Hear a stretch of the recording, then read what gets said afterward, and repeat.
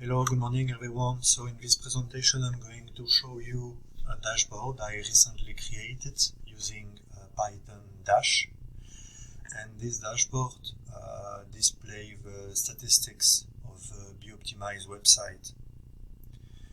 It's not a very complex dashboard. It displays the total number of active users across time, the active members, a pie chart with the operating system, an histogram where I can find information about the user countries, the referrers, and the most viewed pages. This information is also available in Google Analytics, but here it's much more practical because I have several pages on my dashboard, and I can easily access this dashboard by one click. I'll show you the user interface of Google Analytics. It's very nice and very practical, but I'm using it if I want to get deep informations about the analytics. But the information is the same. So here, if I click eventually here, the 23 of February, I had 7 active users. If I come back here, the 23 of February, I had 7 users. Same for the countries. Here, United States, Belgium, India. If I come back here, if I scroll, United States, Belgium, India. So that's the same information, but I can access it more easily from my dashboard. Super. How does it work? So to display statistics in Google Analytics, you need to add a function, a JavaScript function on your website, and then automatically all the statistics will be gathered by Google. And you can access the statistics thanks to a Google API. Let me show you how it works. Here, import Google Analytics, that's this one. So the module is Google Analytics Data version 1. That's the package. So I import it. Panda, SQL Alchemy, and so on. So basically, on the daily basis, I will extract the statistics from a given period, and I will load everything into an SQLite database. Then, once I want to use my dashboard, this one collects the data directly on the SQLite database. Like this, you don't have latency between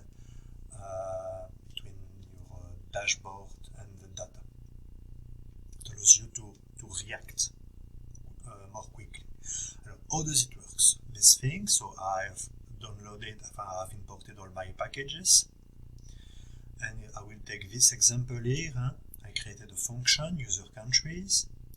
This function collects the statistics, and you have to put some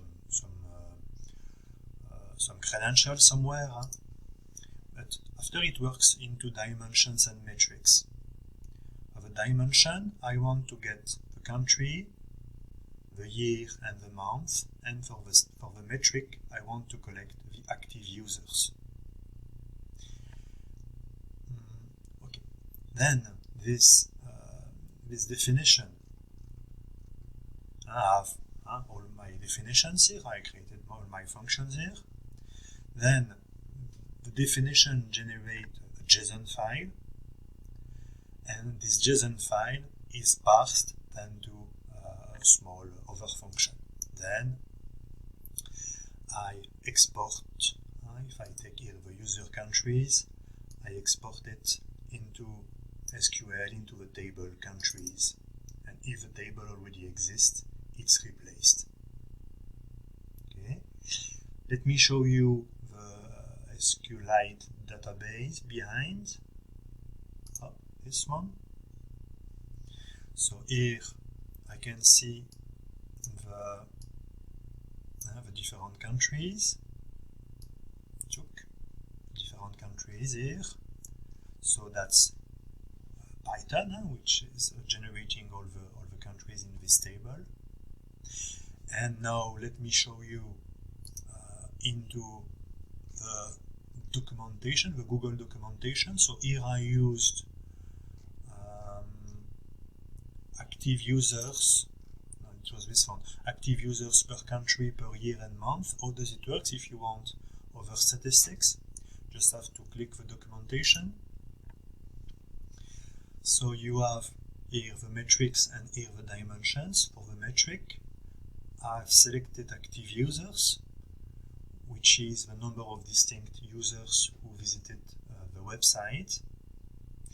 And for the dimensions, I choose the year, the month and the country. Countries, that's this dimension. The country from which the user activity originated, country. Year and month, there are other metrics, but as you can see, you have plenty of dimensions, plenty of metrics, and you can also create your own custom dimensions and metrics.